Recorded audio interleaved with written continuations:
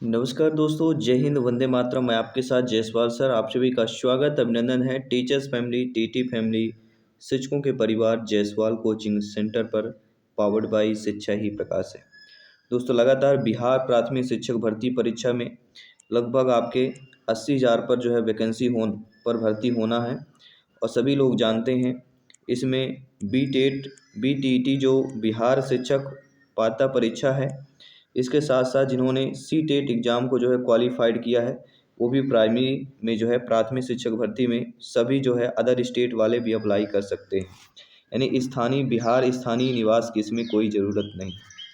तो बिहार प्राथमिक शिक्षक भर्ती परीक्षा का पहला मॉडल पेपर अपलोड हो चुका है, जिस पर 120 प्रश्नों का था।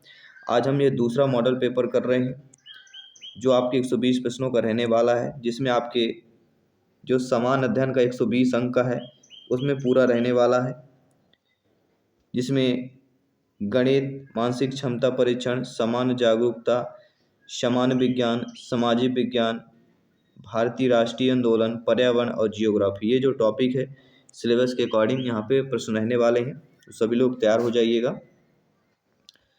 जिसमें से पहला प्रश्न आपके स्क्रीन पर दिया गया है, और यहाँ पे पहला दिया गया सुमेलित करना है। और सुमेलित क्या करना है दिया गया है, राजा राम मोहन राय, विवेकानंद, दयानंद सरस्वती, एजी रनाडे और इनके स्थापना दिए गए, रामकृष्ण मिशन, प्रार्थना समाज, ब्रह्म समाज, आर्य समाज। देखिए, आप सभी लोग जानते हैं जब भी दोस्तों राजा राम मोहन राय की बात की जाती है तो इनका जो है संस्थापक ब्रह्म समाज है। जब भी विवेकानंद की बात की जाती है तो रामकृष्ण मिशन की बात की जाती है। जब भी दयानंद सरस्वती की बात की जाती है तो आर्य समाज की बात की जाती है। और एजी रनाडे प्रार्थना समाज। यानी कि जो आपका यहाँ पे सी ऑप्शन दिया गया है वह यहाँ पे सही हो जाएगा। तो नो डाउट सारी चीज़ें क्लियर हो चुकी हैं। इसके बाद है आपका अगला प्रश्न, निम्नलिखित में से किसे मदर ऑफ इंडियन रिवॉल्यूशन कहा जाता है? मैडम भिकाजी कामा, एनी बेसेंट, प्रीति लता वाडेकर या कल्पना दत्त की बात करते हैं। तो आप सभी लोग जानते हैं, ज्ञानी सर्व व्याख्याता लोग हैं, भावी अध्यापक अध्यापिकाएं हैं, कि मदर ऑफ इंडियन रिवॉल्यूशन कहा जाता है। किसे कहा जाता है? मैडम भिकाजी कामा। भारतीय मूल की पारसी नागरिक थी। इन्होंने लंदन, जर्मनी, अमेरिका का भ्रमण कर भारत की स्वतंत्रता के पक्ष में माहौल भी बनाया था। और ये 7वीं अंतर्राष्ट्रीय कांग्रेस में भारत का प्रथम तिरंगा राष्ट्रध्वज फहराने के लिए सुविख्यात भी थी, मैडम भिकाजी कामा। दोस्तों, निम्नलिखित में से कौन सा बजट भारत का पहला पेपरलेस बजट जो है प्रस्तुत हुआ? तो आप सभी लोग जानते हैं बजट 2021-22। यह बजट 1 फरवरी 2021 को संसद में केंद्रीय बजट 21-22 पेश किया गया। और कारपोरेट मामले के मंत्री निर्मला सीतारमण ने किया था। नए दशक का यह पहला बजट था, लेकिन कोविड-19 संकट के पर एक डिजिटल भी है। और मंत्री ने कहा कि बजट प्रस्तावों से राष्ट्र पहले के संकल्प किसान की दोगुनी आय, मजबूत बुनियादी ढांचा, स्वभाव, ये सारी चीज़ें कहा गया था। तो भारत में पहला पेपरलेस बजट की बात करेंगे 2021-22, और पेश करने वाली मंत्री सभी लोग जानते हैं निर्मला सीतारमण। भारतीय लघु उद्योग विकास बैंक अधिनियम निम्नलिखित में से किस वर्ष में जो है पारित किया गया था? तो भारतीय लघु उद्योग विकास बैंक अधिनियम, ये दोस्तों आपके 1989 वर्ष में जो है पारित किया गया था।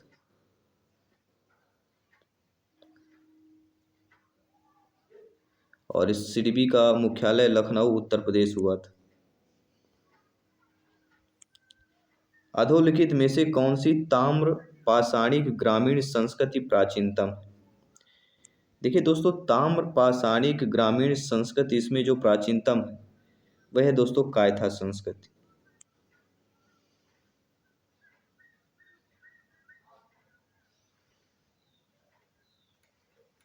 ताम पाषाणिक संस्कृतियों में कायथा संस्कृति सबसे पुरानी है, यह चंबल नदी क्षेत्र ही। और ताम्र पाषाण काल के लोग प्रमुख रूप से ग्रामीण समुदाय के थे। मौर्य साम्राज्य की स्थापना के पहले समस्त उत्तरी भारत किस पर विभक्त था?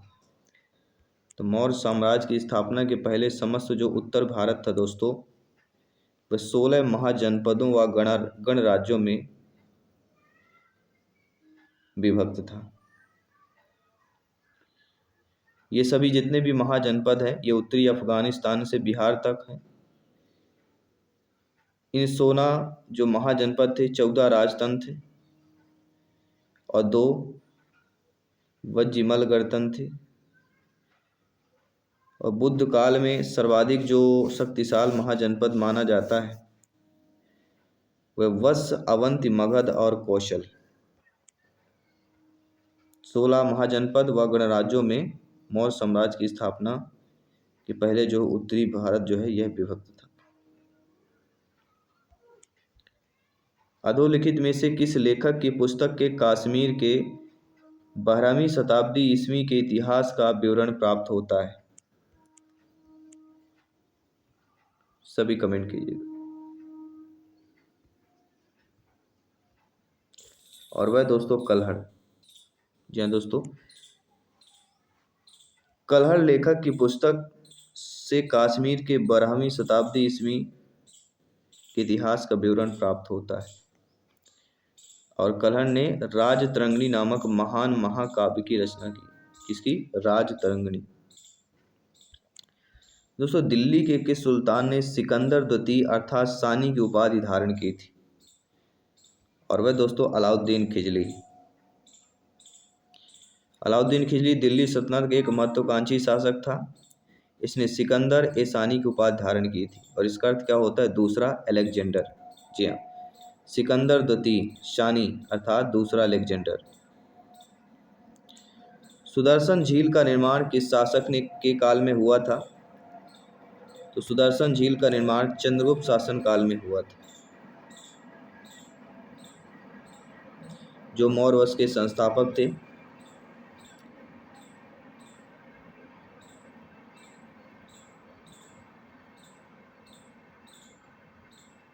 लेकिन किसने करवाया था? चंद्रगुप्त शासन काल में हुआ था, लेकिन चंद्रगुप्त मौर्य के आदेश में गिरनार में नियुक्त जो राज्यपाल था पुष्पगुप्त वैश्य ने करवाया था। राज्यपाल था पुष्पगुप्त, उसने करवाया था। पुष्यभूत राजवंश की वंशावली अधोलिखित किस राजा से नाम से प्रारंभ होती? तो दोस्तों नरवर्धन। जी हाँ, वर्धन वंश की नींव 6ठी सदी के प्रारंभ में हुई है। और पुष्यभूति वर्धन ने थानेश्वर में डाली थी। वर्धन वंश की वंशावली नरवर्धन से प्रारंभ होकर हर्षवर्धन पर समाप्त हो जाती है। नरवर्धन से प्रारंभ होकर कहाँ पर? हर्षवर्धन तक समाप्त हो जाती है। दोस्तों, निम्नलिखित में से कौन सी गर्म धारा है? आप सभी लोग जानते हैं जो क्यूरोसियो धारा होती है, क्यूरोसियो की जो जल धारा है जापान की, जिसे काली धारा के नाम से जानते हैं, यह उत्तरी प्रशांत महासागर की एक प्रमुख सागरीय धारा है जो कि गर्म धारा है। और ये जो गर्म जल धारा है ये भूमध्य रेखा से ध्रुवों की ओर चलती है, इसलिए गर्म धारा। कहाँ? भूमध्य रेखा से ध्रुवों की ओर चलती है। निम्नलिखित में से कौन सा परिवहन का सबसे सस्ता साधन? जी हाँ, परिवहन का सबसे सस्ता साधन कहलाता है जल परिवहन। प्राचीन और महत्वपूर्ण यातायात का साधन, क्योंकि आप सभी लोग जानते हैं डीजल या अन्य जो तकनीकी क्षमता है जल परिवहन को और भी सुगम और सहज बनाया है। और दुनिया भर के अधिकांश व्यापार जल जनित है, सभी लोग जानते हैं। तो जल परिवहन की बात करेंगे।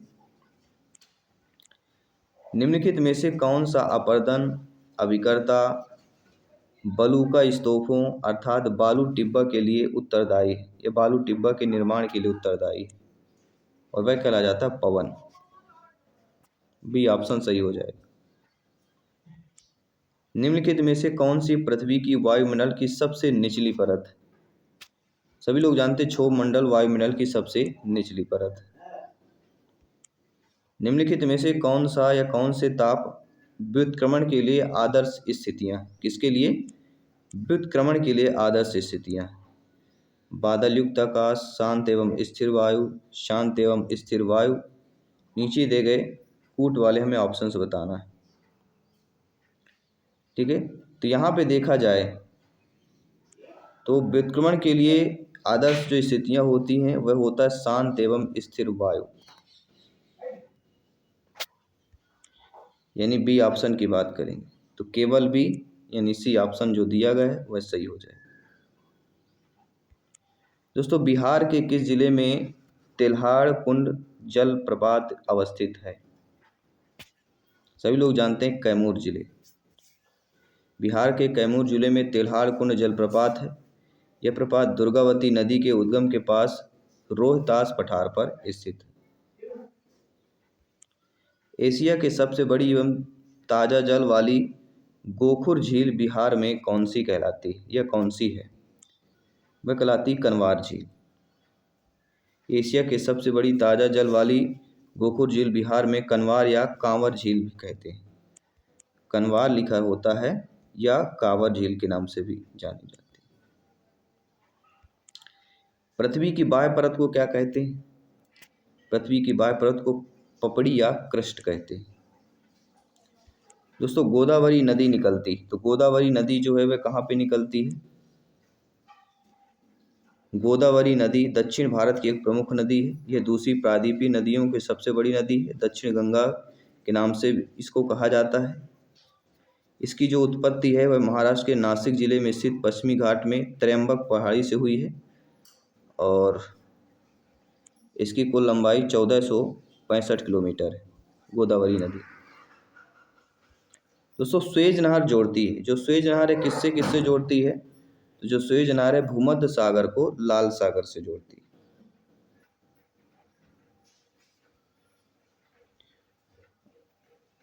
स्वेज नहर का निर्माण दोस्तों 1858 में हुआ था। एक फ्रांसीसी इंजीनियर फर्नांडिस की देखरेख में स्वेज नहर का निर्माण किया गया था।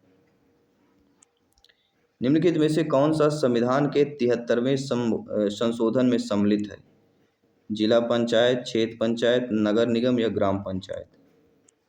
तो संविधान के 73वें संशोधन में जो सम्मिलित है वह आपको बताना है और वह दोस्तों जिला पंचायत, क्षेत्र पंचायत और आपका ग्राम पंचायत। जिला, क्षेत्र और ग्राम ये तीनों जो है संविधान के 73वें संशोधन में सम्मिलित।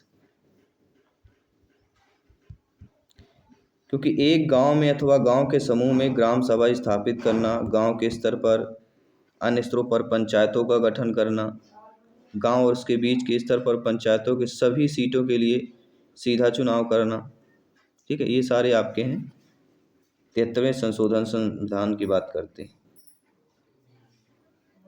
यानी कि जो पहला ऑप्शन दिया गया ABC वह वाला ऑप्शन यहाँ पे सही हो जाएगा। अगला, भारतीय संविधान के अनुसार निम्न में से किसे अवशिष्ट शक्तियां प्रदान की गई? और दोस्तों केंद्र को। जी हाँ, भारतीय संविधान के अनुसार अवशिष्ट शक्तियां जो है केंद्र को जो है प्रदान की गई।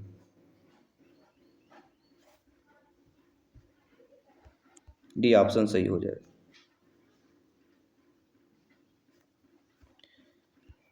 अगला प्रश्न, संविधान सभा का संवैधानिक सलाहकार कौन था? तो संविधान सभा का संवैधानिक सलाहकार doctor BN Rao. B option सही कर लीजिए। यह एक ICS ऑफिसर थे और अनेक भाषाओं के ज्ञाता थे। तो संवैधानिक सलाहकार डॉक्टर BN राव को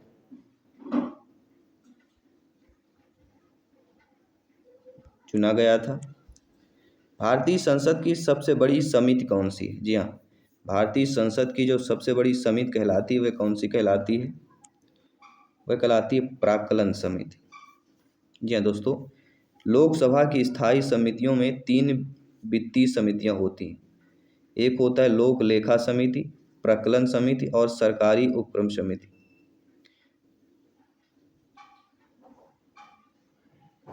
ठीक है, तो बी ऑप्शन सही होगा। अगला है लुक ईस्ट पॉलिसी का एक्ट ईस्ट पॉलिसी में परिवर्तन कब हुआ। जी हाँ, लुक ईस्ट पॉलिसी का पहले लुक ईस्ट पॉलिसी के नाम से था, लेकिन बाद में एक्ट ईस्ट पॉलिसी में परिवर्तन हो गया, और दोस्तों यह नवंबर 2014 में हुआ।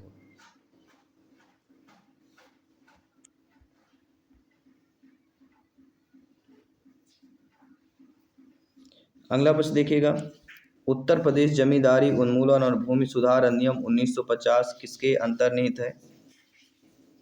ये दोस्तों आपके 9वीं अनुसूची में अंतर्निहित है। हमारे संविधान में मूल कर्तव्य कब लाया गया था।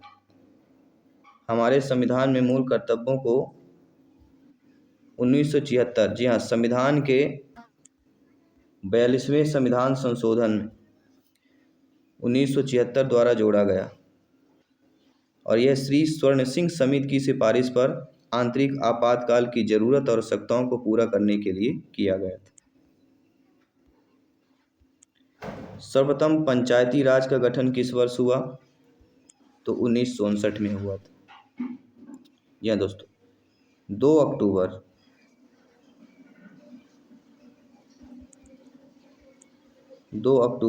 1959।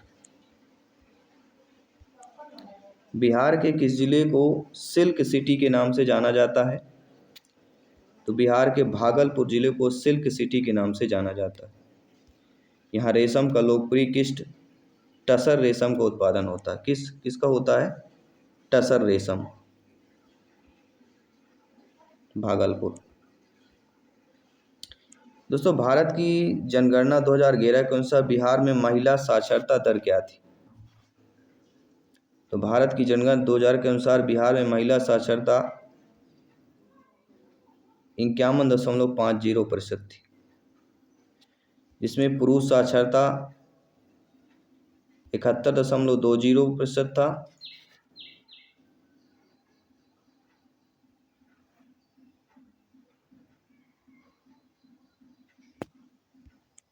अगला प्रश्न देख लीजिएगा, अरहर की संकर किस्म कौन सी है। अरहर की जो संकर किस्म है, इनमें से आपके IPC-H8 ये अरहर की संकर किस्म है। इसे SS प्रभात या DT या ICPL 161 को मिलाकर बनाया गया था।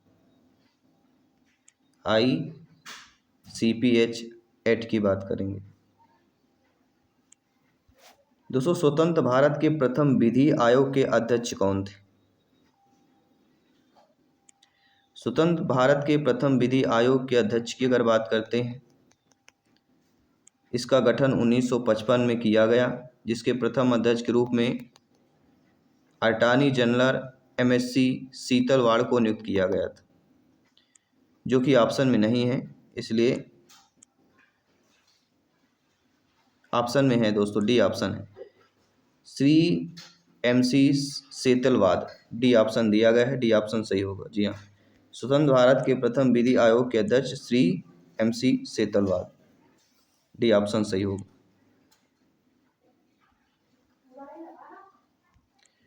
ग्रीन हाउस में सब्जियों को उगाने की विधि को क्या कहा जाता है। तो ग्रीन हाउस में सब्जियों को उगाने की विधि होती है, स्ट्रक्चर होता है, वह वेजिटेबल फोर्सिंग कहलाता है। इस विधि से क्या होता है, सब्जियों में उगाने के लिए कांच या प्लास्टिक की एक संरचना बनाई जाती है, और सब्जियों को उगाने के लिए कृत्रिम वातावरण का निर्माण किया जाता है। तो वेजिटेबल फोर्सिंग की बात करेंगे। मृदाओं के कण घनत्व का औसत मूल्य होता है, कितना होता है, तो 2.65 ग्राम प्रति घन सेंटीमीटर होता है, यानी डी ऑप्शन यहाँ पे सही हो जाएगा। अगला प्रश्न है, निम्नलिखित में से बाग लगाने की कौन सी विधि पहाड़ी क्षेत्रों में अपनाई जाती है। और दोस्तों समोच्च विधि अपनाई जाती है। यह विधि क्षरण नियंत्रण, नमी संरक्षण, फसल उत्पादकता बढ़ाने के लिए आसान और प्रभावशाली कम लागत वाली विधि होती है। और इससे क्या होता है, बच्चों को समोच्च पंक्तियों में लगाया जाता है। किस पे? समोच्च पंक्तियों में लगाया जाता है। पंचम सवारी ताल में कितनी मात्राएं होती हैं? पंचम सवारी ताल में 15 मात्राएं होती। धी ना धी धी, कत धी धी नाधी धीना, ती क्र तीना तिरकिट तूना, कतना धी धी नधी धीना। ये हैं आपके पंचम सवारी ताल के। तो इनमें टोटल 15 मात्राएं होती हैं। वंदे मातरम देश का गान के रचयिता कौन है? सभी जानते होंगे, बंकिम चंद्र चटर्जी। राग भैरव का गायन समय क्या था? राग भैरव का जो गायन समय वो कहलाता प्रातःकाल, 4 से लेके 7 बजे तक। जी हाँ, सुबह भोर 4 से लेके 7 बजे तक। क्योंकि राग में 7 स्वर लगते हैं, इसलिए इसकी जाति संपूर्ण मानी जाती है। और इसमें कोमल जो लगते हैं वह रे और धा, रे और धा इसमें कोमल होते हैं।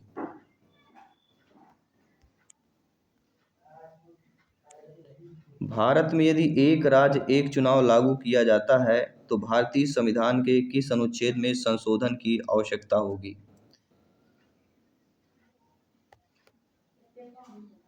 तो अनुच्छेद 356। अनुच्छेद 356 के अंतर्गत राष्ट्रपति किसी भी राज्य को सरकार को भंग करने की शक्ति प्राप्त करता है। अर्थात राज्य में संवैधानिक तंत्र की विफलता के संदर्भ में राष्ट्रपति शासन लागू किया जाना। अतः सभी जो प्रावधान के कारण एक राज्य एक चुनाव की व्यवस्था को लागू करने में फिर कठिनाई होगी। विशिष्ट मृदा में मृदा वर्ग कणों की आपेक्षिक अनुपात को क्या कहा जाता है? तो वह मृदा कणाकार कहा जाता है। दोस्तों, ओलंपिक खेलों का आदर्श वाक्य क्या है? ओलंपिक खेलों का आदर्श वाक्य कहलाता है अल्टियस, सीटियस और फोर्टियस, जिसका अर्थ होता है तेज, उच्च और मजबूत। अल्टियस का मतलब होता है तेज, सीटीएस का मतलब होता है उच्च और फोर्टियस का मतलब होता है मजबूत। तो तेज, उच्च, मजबूत। अगला प्रश्न देखिएगा, निम्नलिखित में से कौन अर्जुन पुरस्कार विजेता है? इनमें से देखा जाए तो पुलेला गोपीचंद। भारतीय राष्ट्रीय बैडमिंटन टीम के कोच पुलेला गोपीचंद अर्जुन पुरस्कार के विजेता है। अगला है, मनोरंजन कितने प्रकार के होते हैं? तो मनोरंजन दोस्तों 5 प्रकार के होते हैं। निम्नलिखित में से कौन सा आसन घुटनों की शक्ति के लिए अच्छा होता है? तो घुटनों की शक्ति के लिए सबसे अच्छा जो आसन होता है वह वज्रासन होता है। प्रथम राष्ट्रीय खेल विश्वविद्यालय कहाँ खेला गया था? ये दोस्तों आपके मणिपुर पे खेला गया था।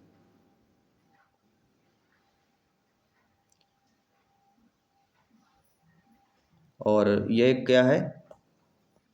केंद्रीय विश्वविद्यालय है। इसका शिलान्यास प्रधानमंत्री मोदी जी द्वारा 16 मार्च 2018 को किया गया था।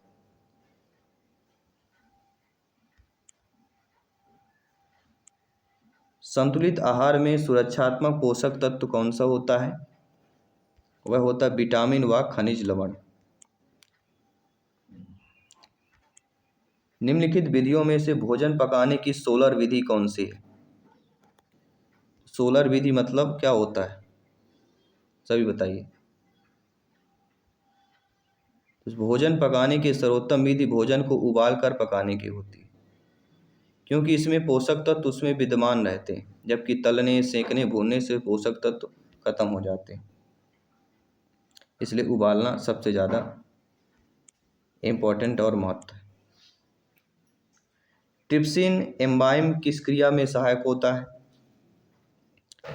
ये दोस्तों प्रोटीन के पाचन में ट्रिप्सिन एंजाइम की जो क्रिया होती है वह सहायक होती है, क्योंकि यह प्रोटीन को छोटे छोटे टुकड़ों में विभाजित कर देता है।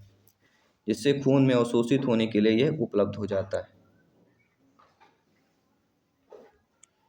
चेचक के विषाणु का नाम बताइए सभी लोग। चेचक के विषाणु का नाम है वेरियोला वायरस। क्या नाम है? Variola virus. सेफर विधि का प्रयोग किया जाता है। तो सेफर विधि का प्रयोग किसके द्वारा किया जाता है? रोगी के पानी में डूबने पर। सेफर विधि पानी में डूबने, दम घुटने, बिजली का झटका लगने आदि पर कृत्रिम सांस लेने की एक विधि होती है। इस विधि में दुर्घटनाग्रस्त व्यक्ति को पेट के बल लेटाकर उसकी पीठ पर इस प्रकार दबाव डाला जाता है जिससे उसके फेफड़े पर दबाव पड़े और फेफड़े से भरी हुई हवा बाहर निकल जाए। ठीक है।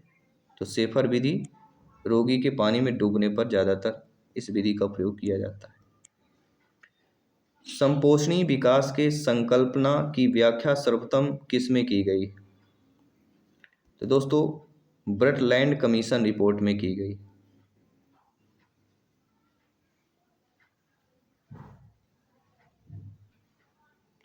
और इस आयोग का पूरा नाम है पर्यावरण एवं विकास पर संयुक्त राष्ट्र विश्व आयोग।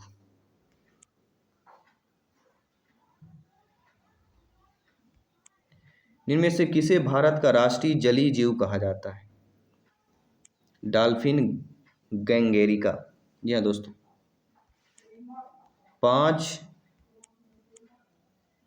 5 अक्टूबर 2009 को पूर्व प्रधानमंत्री मनमोहन सिंह की अध्यक्षता में हुई गंगा नदी घाटी प्राधिकरण में विलुप्त हो रही गंगा डॉल्फिन या गंगा गैंगेरिका को राष्ट्रीय जलीय जीव घोषित करने का फैसला लिया गया था।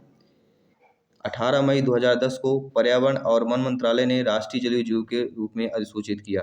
कब किया था? 18 मई 2010।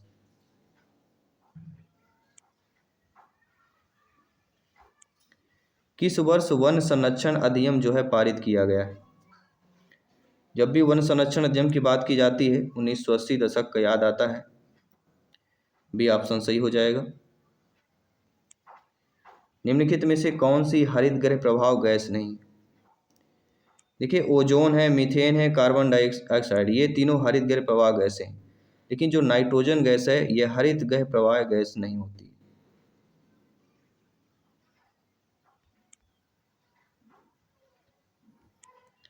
निम्नलिखित में से कौन सी मृदा संरक्षण की विधि नहीं है? देखिए मृदा प्रदूषण को रोकना, जैविक खाद, फसल चक्र, ये तीनों मृदा संरक्षण की विधि है। लेकिन कीटनाशक रसायन यह मृदा संरक्षण की विधि नहीं।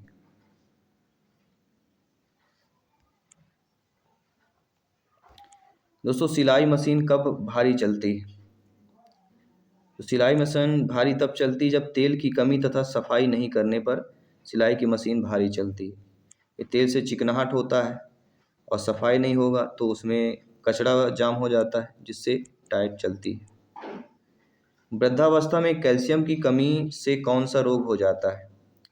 तो वृद्धावस्था में कैल्शियम की कमी से ऑस्टियोपोरोसिस रोग होता है। इसके कारण हड्डियां इतनी कमज़ोर हो जाती हैं कि गिरने, खांसने, झुकने जैसे हल्के तनाव भी गंभीर फ्रैक्चर का कारण बन जाता है। तो ऑस्टियोपोरोसिस की बात करते हैं। हीमोग्लोबिन में प्रोटीन नामक तत्व कौन सा होता है? हीमोग्लोबिन में प्रोटीन नामक तत्व ग्लोबिन होता है। आजकल यूरोप और भारत में किस जर्मन शिक्षा शास्त्री की पाठ योजना पद्धति प्रचलित है? और वह कहलाती हार्वर्ड। जी हाँ, हार्वर्ड एक प्रसिद्ध शिक्षा शास्त्री थे। दैनिक पाठ योजना का निर्माण करने के कारण इन्हें इसका जनक भी कहा जाता है।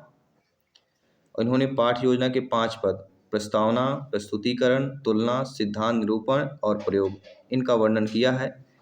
इसी के कारण से हार्वर्ड की पंचपदी के नाम से भी जानी जाती है।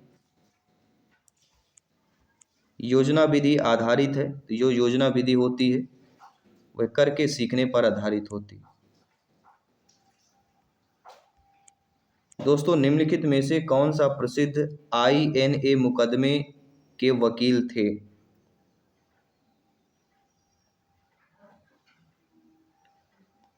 इसमें देखिए आसफ अली और भूलाभाई देसाई दोनों की बात होती। प्रसिद्ध आज़ाद हिंद फौज INA मुकदमे के बचाव पक्ष के वकील के रूप में भूलाभाई देसाई और सर तेज बहादुर शपुरू या कैलाश नाथ काटजू आसफ अली ने काम किया था। तो इन दोनों ने काम किया था, इसलिए इन दोनों ऑप्शनों में से जब एक ऑप्शन होगा तो सही माना जाएगा। दोनों ऑप्शनों में से आसफ अली या भूला भाई देसाई अगर दोनों आते हैं तो फिर क्वेश्चन रॉन्ग माना जाएगा। अगर कोई एक आता है तो इनमें से एक कर देना। दोस्तों 14-15 अगस्त 1947 की मध्य रात्रि को अंतरिम संसद के रूप में किसने सत्ता ग्रहण की? संविधान सभा। बी ऑप्शन सही हो जाएगा। दोस्तों निम्नलिखित में से आज़ाद हिंद फौज के किस अधिकारी ने लाल किले पर चलाए गए मुकदमा का सामना नहीं किया? मोहन सिंह। सी ऑप्शन सही हो जाएगा। दोस्तों 14-15 अगस्त 1947 की मध्य रात्रि केंद्रीय असेंबली में इकबाल का गीत हिंदोस्तां हमारा तथा जनगण मन किसने गाया? सुचेता कृपाल ने।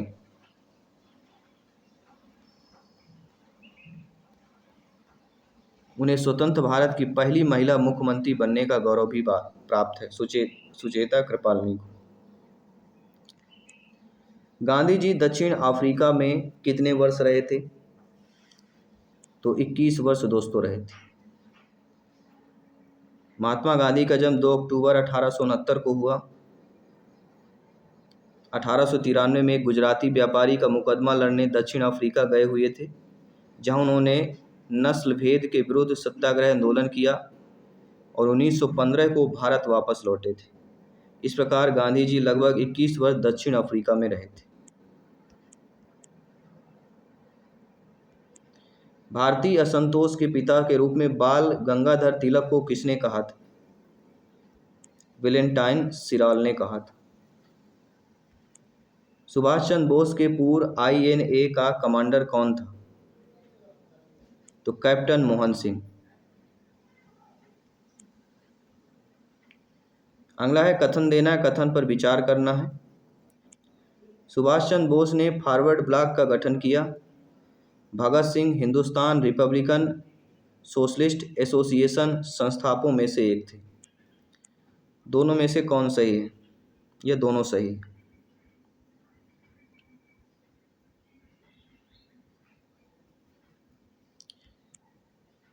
देखिए दोस्तों, इनमें देखा जाए तो दोनों सही दिए गए हैं,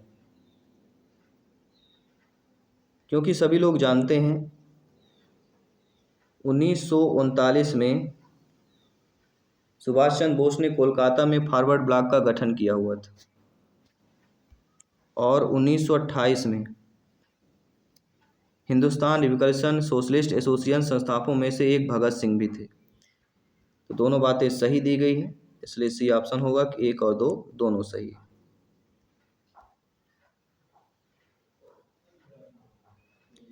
अगला, महात्मा गांधी ने 1922 में असहयोग आंदोलन क्यों वापस लिया था?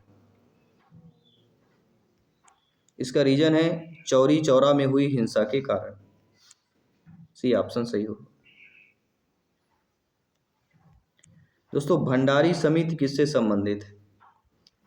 तो भंडारी समिति क्षेत्रीय ग्रामीण बैंकों की पुनर्संरचना से संबंधित है और भंडारी समिति का गठन 1994 में हुआ था। सामाजिक वानिकी में निम्न में से किस प्रकार के वृक्षों के रोपण को प्रोत्साहित किया जाता है? तो बहुउद्देशीय वाले वृक्षों को। स्मार्ट जेल क्या होता है दोस्तों? शायद आपने सुना होगा स्मार्ट जेल। तो स्मार्ट जेल जो होता है यह एक पदार्थ जो जीवन तंत्रों की नकल है।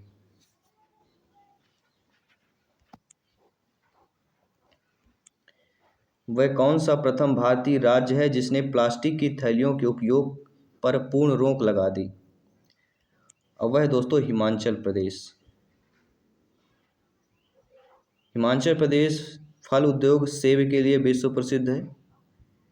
यह उद्योग प्लास्टिक की थैलियों में उत्पन्न पर्यावरण प्रदूषण से प्रभावित है। तो हिमाचल प्रदेश सरकार ने राज्य में प्लास्टिक की थैलियों को उपयोग न करने पर प्रतिबंध लगा दिया। दोस्तों, वायुमंडल में कार्बन डाइऑक्साइड का प्रतिशत बढ़ जाने पर निम्न में से क्या घटित नहीं होगा? देखिए, सभी लोग जानते हैं इससे समुद्र तट क्या है, घट जाएगा, ये नहीं होगा। बाकी पृथ्वी गर्म हो जाएगी, ध्रुवों पर बर्फ पिघलेगा, वायु ताप बढ़ेगी। ये तीनों होंगे अगर कार्बन डाइऑक्साइड की प्रतिशत बढ़ेगी। तो क्या नहीं होगा? सी ऑप्शन नहीं होगा, घटित नहीं होगा, बाकी तीनों घटित होंगे। निम्नलिखित वृक्षों में से कौन सा वृक्ष पर्यावरणीय संकट माना जाता है? सभी लोग जानते हैं यूकेलिप्टस, क्योंकि इसके लिए जल की अधिक आवश्यकता होती है और इसकी कमी होने से वृक्ष मृदा की ह्यूमस को क्या है, फिर सोख लेता है। किसी प्रजाति को विलुप्त माना जा सकता है, वह अपने प्राकृतिक आवास में नहीं देखी गई, और वह है 40 वर्ष।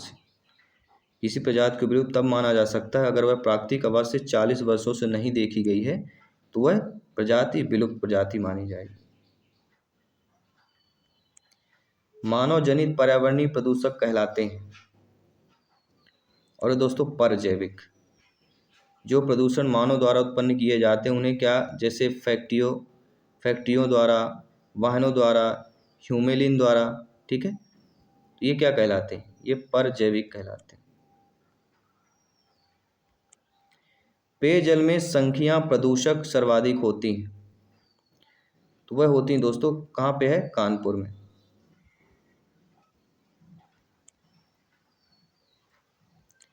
शहरीकरण के बढ़ते स्तर के अनुसार बिहार के निम्न जिलों का सही क्रम बताना है। शहरीकरण के बढ़ते हुए अनुसार बताना। तो जनगणना 2011 के अनुसार देखा जाए, बढ़ता हुआ क्रम, पहले नाम आता है नालंदा का 26%, इसके बाद मुंगेर 28% और पटना 44%।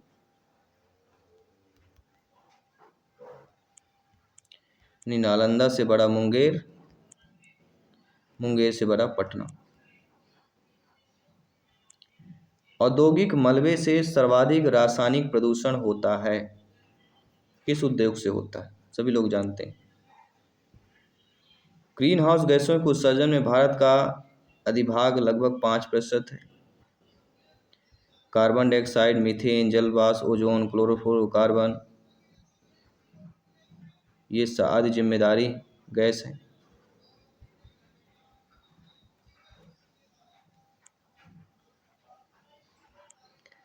विश्व की हरित ग्रहों या हरित ग्रह गैसों में भारत का अधिभाग कितना है? तो भारत का अधिभाग है 5%, अभी हमने बताया। वह विकल्प चुनिए जो बिहार की 7 निश्चय भाग 2 योजना का हिस्सा नहीं। सभी के लिए वायु मार्ग। बिहार बजट 2022-23 में आत्मनिर्भर बिहार के लिए 7 निश्चय भाग 2 योजना में भाग है। पहला, युवा शक्ति बिहार की प्रगति, सशक्त महिला, सक्षम महिला, हर खेत में सिंचाई का पानी, स्वच्छ गांव समृद्ध गांव, स्वच्छ शहर विकसित शहर, सुलभ संपर्ककर्ता और सबके लिए अतिरिक्त स्वास्थ्य सुविधा, ये 7 है। लेकिन सभी के लिए वायु मार्ग ये आपका नहीं, ठीक है। अगला प्रश्न देखिएगा, निम्नलिखित में से किसका पर इसकी संतुलन से संबंध नहीं है? देखिए, वन्य जीव सुरक्षा का है, औद्योगिक प्रबंधन का है, वन रोपण का है, लेकिन जल प्रबंधन यह पर इसकी संतुलन से संबंध नहीं।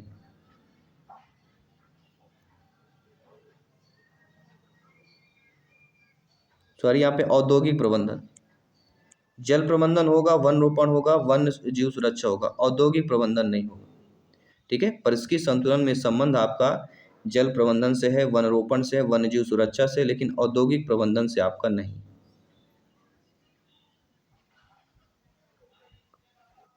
ठीक है। प्रत्यक्ष संबंध आपका नहीं। पर्यावरण से क्या अभिप्राय है? देखिए, पर्यावरण से अभिप्राय होता है भूमि, जल, वायु, पौधे, पशुओं को प्राकृतिक दुनिया जो इनके चारों ओर से आश्रित में है, उन संपूर्ण दशाओं का योग जो व्यक्ति को एक समय बिंदु पर घेरे हुए होती है।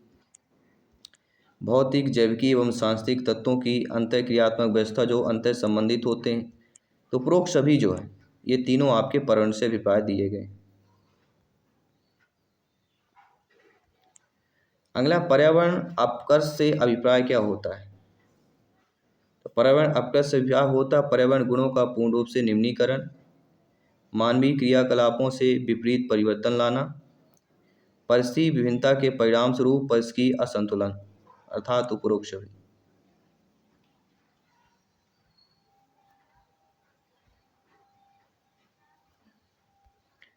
अगला जो प्रश्न है कि भूमंडलीय ऊष्मन की आशंका किसकी बढ़ती हुई सांद्रता के कारण से बढ़ रही है?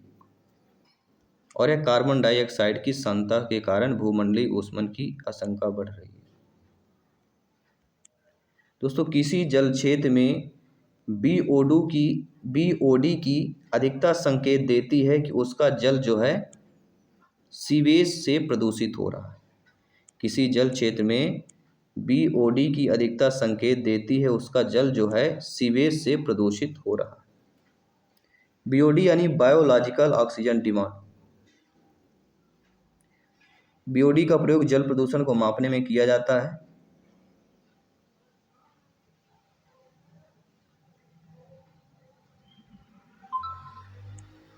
अगला जो प्रश्न है, धूल प्रदूषण रोकने के लिए उपयुक्त वृक्ष कौन सा है? सभी बताइए, धूल प्रदूषण रोकने के लिए उपयुक्त वृक्ष इनमें से बताइए।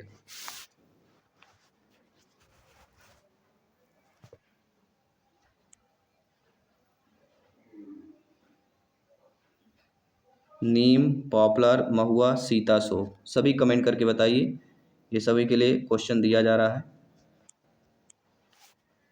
मानवीय जनसंख्या के श्रेष्ठतम जीवन यापन के लिए इनमें से कौन सा कदम सर्वाधिक महत्वपूर्ण है? और दोस्तों, वन रोपण, वनों का रोपण करना, वृक्षारोपण करना। ग्रीन हाउस गैसों के उत्सर्जन में जिस देश का सर्वाधिक योगदान है वह कौन सा है? और सभी लोग जानते हैं वह कौन सा है। संयुक्त राज्य अमेरिका विश्व का सबसे बड़ा ग्रीन हाउस गैस उत्सर्जक राष्ट्र है।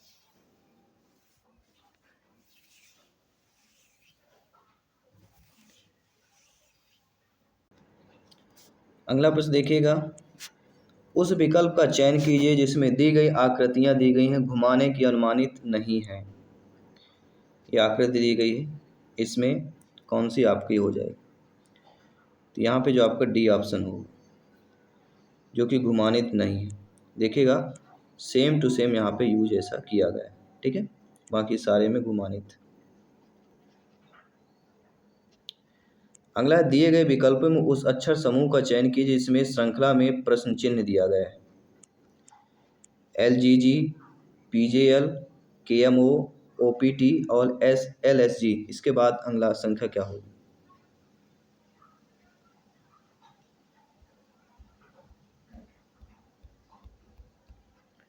तो अगली संख्या आपकी होगी इसमें PBL।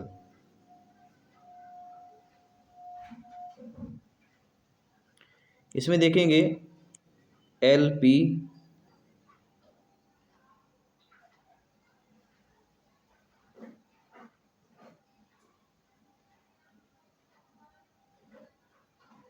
G का संबंध J से और G का संबंध L से, यानी +4 +3 और +5 ये रेशियो चल रहा है, ठीक है। तो इसके अकॉर्डिंग आपका PBL राइट ऑप्शन होगा। इस प्रकार के एक प्रश्न जरूर आएगा मैथ्स में। दी गई कथनों को ध्यानपूर्वक पढ़ना है और मानते हुए कि कथनों में दी गई जानकारी सत्य है भले ही वह समान रूप से ज्ञात तथ्यों से भिन्न प्रतीत हो। कि तय कीजिए कि दिए गए निष्कर्ष में कौन से निष्कर्ष कथनों में तार्किक रूप से अनुसरण कर रहा है। कथन है, सभी बीन बैग कुर्सियां हैं, सभी कुर्सियां काउच हैं, सभी काउच सोफे हैं। निष्कर्ष, कुछ सोफे काउच हैं, कुछ काउच बीन बैग है, सभी काउच बीन बैग।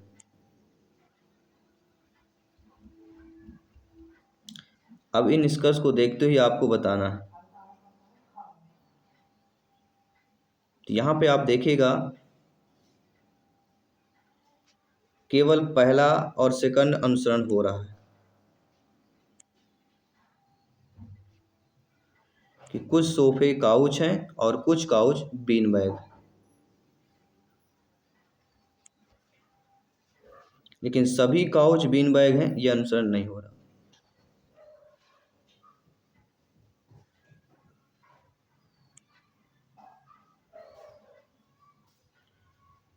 अब यहाँ पे देखिएगा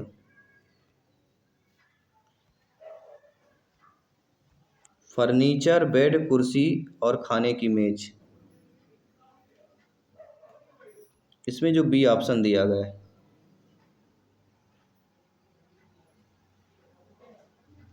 क्योंकि प्रश्न हमारा कह रहा है उस वेन आरेख का चयन कीजिए जो निम्न 20 संबंधों को सर्वोत्तम रूप से दर्शा रहा है। तो 20 संबंधों को हमारा कौन सा 20 शब्द दर्शा रहा है, वो बी ऑप्शन है, सीधे सीधे दिया गया है।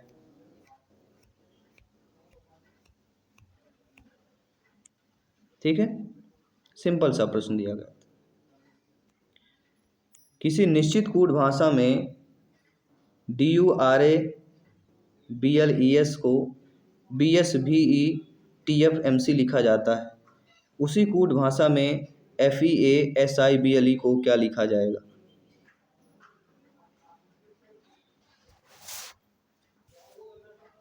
ध्यानपूर्वक यहाँ पे समझिएगा।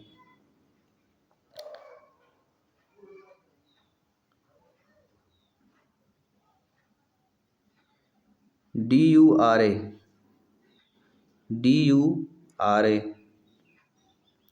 और BLES,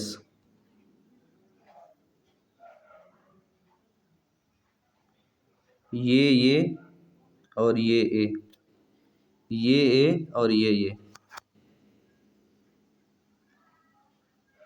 यानी ए के बाद बी, आर के बाद एस, यू के बाद भी, डी के बाद ई। इसी प्रकार एस के बाद टी, ई के बाद एफ, एल के बाद एम, बी के बाद सी। तो BSVETFC आपका बन गया। उसी प्रकार यहाँ पे भी कर देना, चार को अलग कर दीजिए, ये और ये कर दीजिए। तो एस के बाद टी आ गया, ए के बाद बी आ गया, ई के बाद एफ आ गया, एफ के बाद जी आ गया, TBFG। तो TBFG किस में दिया गया? बी ऑप्शन में। ठीक है, और अगली संख्या में भी इसको कर देना है, इसके क्रॉस, तो आपका निकल आएगा FMCJ। तो बी ऑप्शन यहाँ पे सही हो जाए। एक सुबह चित्रासी और आयान एक दूसरे को आमने सामने बैठते हैं। यदि आयान की छाया चित्रासी के बाईं ओर पड़ती है तो आयान किस दिशा में अभिमुख होगा? यदि आयान की छाया चित्रासी के बाईं ओर पड़ती है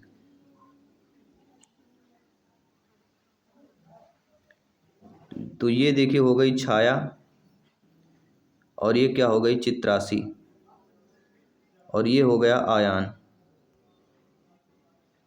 और ये हो गया दिशा, उत्तर, पूरब, पश्चिम, दक्षिण। यहाँ पे दक्षिण वाला हो जाएगा। तो आयान दक्षिण दिशा के सम्मुख है।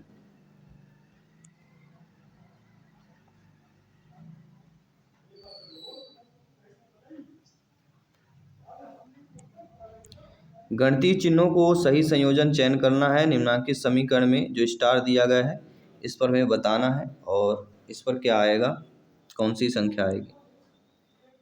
तो एक लॉजिकल पॉइंट है, यह हमें सोचना पड़ेगा। इसमें सी वाला आएगा, यहाँ पे गुणे का चिन्ह आएगा, यहाँ पे भाग का चिन्ह आएगा, यहाँ पे बराबर हो जाएगा, यहाँ पे माइनस आएगा, यहाँ पे प्लस आएगा। टोटल करेंगे आपका पुट वैल्यू आ जाएगा, दोनों वैल्यू बराबर में आएगी। हल कर लीजिए आप लोग। ठीक है, 55 गुणे 126 करेंगे, 55 आ जाएगा। 14 भागे 520 गुणे 9 आएगा, यानी 495 आ जाएगा।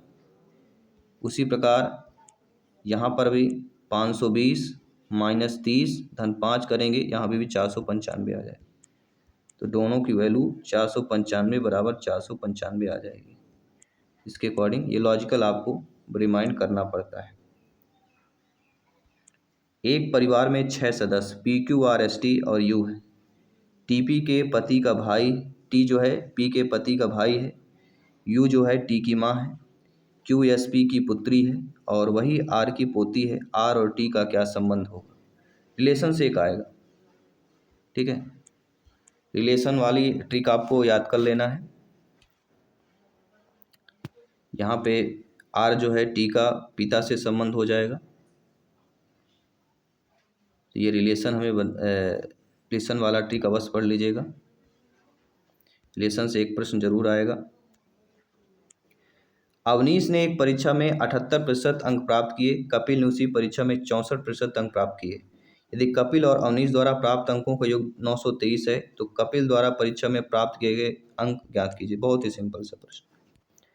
देखिए, मानव परीक्षा 100 अंकों की होती है तो सभी लोग जानते हैं। अवनीश द्वारा प्राप्त कितना है? 78%, यानी 78 गुणे 100/100 बराबर आएगा 78। कपिल द्वारा इसी प्रकार निकाल लेंगे तो कपिल द्वारा भी 64 अंक आ जाएंगे। कुल अंक कितने हो गए? कुल अंक 78 धन 64 कीजिए बराबर 142 आ गया। 142 अंक में कितना है? 923 कह रहा है। कितना कह रहा है? 142 अंक में कितना है? 923 है। तो 64 अंक में कितना होगा? तो 923/142 गुणे 64 कर दीजिए, 416 अंक प्राप्त हो जाएगा। बी ऑप्शन सही हो जाएगा। उस सही विकल्प का चयन कीजिए जो नीचे गए शब्दों को उसी क्रम में दर्शाता है जिस क्रम में वह अंग्रेजी शब्दकोश में मौजूद है। Manuscript, minor, melody, malicious, memory. अब देखिए, जिस क्रम में वह अंग्रेजी शब्दकोश में मौजूद है वह बताना है। तो सही क्रम यहाँ पे कौन सा होगा? मैलिशियस।